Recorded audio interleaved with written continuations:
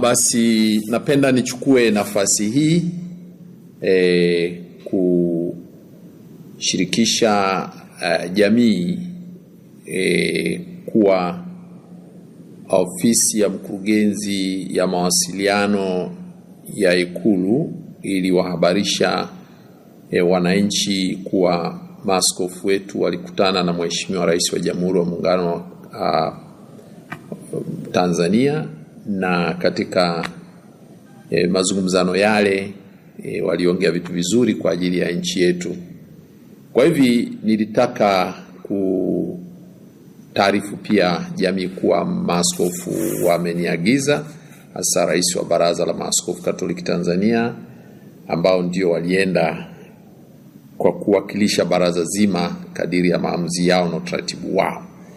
Moja, nikituweke bayana kwamba hili kutano kati ya Maaskofu Katoliki Tanzania tarehe 10 Agosti 2026 lilikuwa ni ombi la Maaskofu Katoliki, na walifanya ombi hili katika kikao chao cha mwaka ambacho walikaa tarehe 18 mwezi wa 6. Walifanya maamuzi hayo kumuomba rais akutane nao, na hivi lilikuwa ni ombi la Maaskofu Katoliki Tanzania, na ndio walioomba, wala hawakuitwa, waliomba wamuone rais. Na hii ilifuatia waliomba mwaka jana. Kwa bahati mbaya rais alikuwa ana majukumu mengi, na waliomba muda ule ule, waliomba wakutane naye mwezi wa 8 kabla ya uchaguzi wa 2025. Rais kwa bahati mbaya akasema ratiba yake imembana, hataweza kukutana nao. Lakini kwa kuzingatia yaliyotokea kwenye uchaguzi mkuu na hali halisi ambayo Watanzania wanayo ya kisiasa, mwaka huu maaskofu wakaamua tena wamuombe rais wakutane naye ili waweze kumshirikisha mtazamo wao juu ya hali tulionayo kisiasa nchini, kutokana pia na kwamba waliweka bayana kwamba ili tutoke katika hali hii inabidi kwenda katika kusimamia ukweli na vile vile kutakana msamaha, kusameheana na hata kuponya nchi. Kwa hiyo kwa Kiingereza tunasema to admit the truth and then reconciliation, healing the nation. Kwa sababu haya kadiri ya viongozi wetu wa dini, mambo muhimu sana ambayo waliona wajadiliane tena, pamoja kwamba walitoa msimamo wao, tafakari yao walichokuwa wameamua mwaka jana tarehe 15 Novemba 2025. Walitoa mapendekezo yao na mawazo yao na kinacho kadiri ya wao wanavyoona inafaa kifanyike, lakini bado wakaona ni muhimu tena waongee na rais wa Jamhuri ya Muungano wa Tanzania. Na kwa kweli wameshukuru sana kupokelewa na rais wa Jamhuri ya Muungano wa Tanzania. Ameacha shughuli zake, amewapa mazungumzano ambayo yameenda zaidi ya saa 1.5.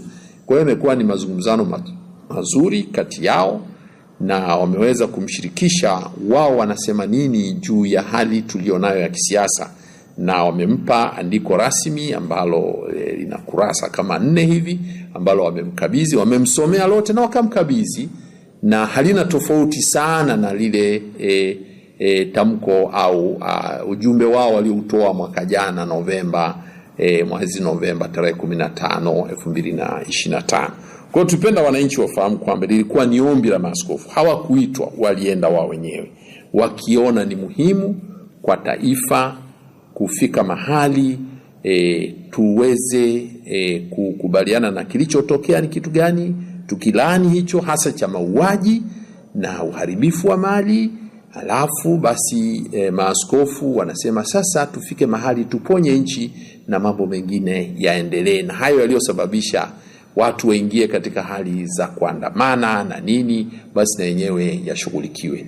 Kwa ufupi niliweke hilo bayana, na tunapenda Watanzania wawe na imani kwamba ujumbe wa maaskofu tuna imani utafanywa kazi, na wawe na usikivu, waisikilize serikali inavyoelekea katika kutatua mkwamo wa kisiasa tulionao nchini. Nakushukuru sana baba, na miongoni mwa watu ambao walifurahi kuona haya makutano yakifanyika ni pamoja na mimi.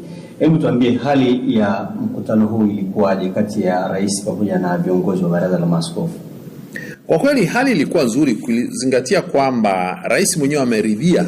Walipomwandikia barua walimpendekezea na tarehe, tunaomba tukutane na wewe Mheshimiwa Rais tarehe 10 mwezi wa 8. Akaridhia, akasema karibuni viongozi wetu wa kiroho, mfike hiyo tarehe, na tukafika. Tukapangiwa na saa kuanzia saa 5, na kweli mazungumzo mengi. Tumeingia pale kuanzia saa 5, tumetoka saa 7 na kitu. Kwa kwamba mazungumzo ni wazi, yachukua saa 1 na kitu, na aliwasikiliza kwa makini na akawapa mawazo yake, na baada ya pale akaonyesha kwamba lazima washirikiane katika kuifanya nchi iweze kutoka katika mkwamo uliopo. Watu wako kwenye masikitiko, lazima wafike mahali watu watoke kwenye masikitiko, na haya yataongozwa, maaskofu wetu wamesisitiza lazima yaongozwe na ukweli, alafu kusameheana, reconciliation, na kuponya nchi. Kwa hivi mapokezi yalikuwa ya kindugu kabisa. Ni viongozi, huyu ni mkuu wa nchi, yeyote anapoapishwa lazima tumtii. Kiongozi anapoapishwa lazima tumtii. Kwa hivi viongozi wetu, maaskofu wanamtambua huyu ndio mkuu wa nchi. Wanamtambua kwa huyu ndio mkuu wa nchi, the fact kwamba aliapishwa kama mkuu wa nchi, na hiyo ndio namna ya kupata uongozi wa nchi. Na sisi katika maandiko matakatifu na hata katika katiba ya Jamhuri ya Muungano wa Tanzania tunakiri kwamba lazima tuongozwe na serikali, na maaskofu walifanya hivi kwa makusudi mazima kwamba wao wana jukumu la kufundisha watu juu ya maadili yanayowasaidia watu kuwa na utu na kuishi kama wanadamu ambao wana mshikamano.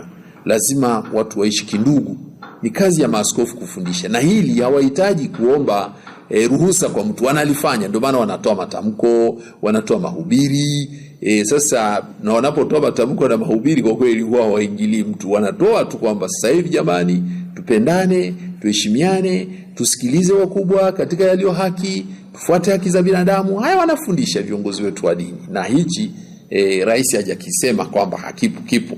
Lakini pia tunajua hayo yaliyotokea tarehe 29 Oktoba 2025 ni kitu ambacho kwa kweli kimesononesha wengi, kimesikitisha wengi, na ni kitu ambacho kimeharibu kabisa mahusiano kati ya watu na serikali, kati ya watu na watu, na hatuwezi kuendelea na hali. Kwa hiyo lazima tufike mahali, maaskofu wanasema kwamba lazima kurekebisha hii hali. Hatuwezi kuacha dhambi tutawale, lazima tutawaliwe na wema na upendo. Na hivi maaskofu wametimiza jukumu lao hilo, na katika kufundisha ibara ya 19 ibara ndogo ya 2 inatamka bayana kazi ya kueneza mafundisho ya dini, yale ambayo watu wanapaswa kuyashika ili waishi vizuri, ni kazi ya dini yenyewe. Serikali haitajihusisha kwenye hayo. Kwa hiyo hayo yako bayana kabisa, na ndio maana hili waliloenda ni kama la kuona kwamba anayepaswa kusimamia haya ni nani. Wao walishafundisha tarehe 15 Novemba 2025 walitamka kitu gani kifanyike. Ni kama walikuwa wanafundisha. Kwa sababu alihusisha hayo na mafundisho ya dini. Mafundisho yao ya dini wanayoyasimamia. Lakini baada ya pale sasa yatatekelezwa lini? Ndio wanaanza sasa kuona wenye mamlaka ni serikali, wao hawana mamlaka. Lazima serikali ndio itusaidie kutekeleza hayo na kusimamia hayo. Na wenyewe ndio waliapa kuyasimamia hayo kadiri ya katiba yetu ya Jamhuri ya Muungano wa Tanzania.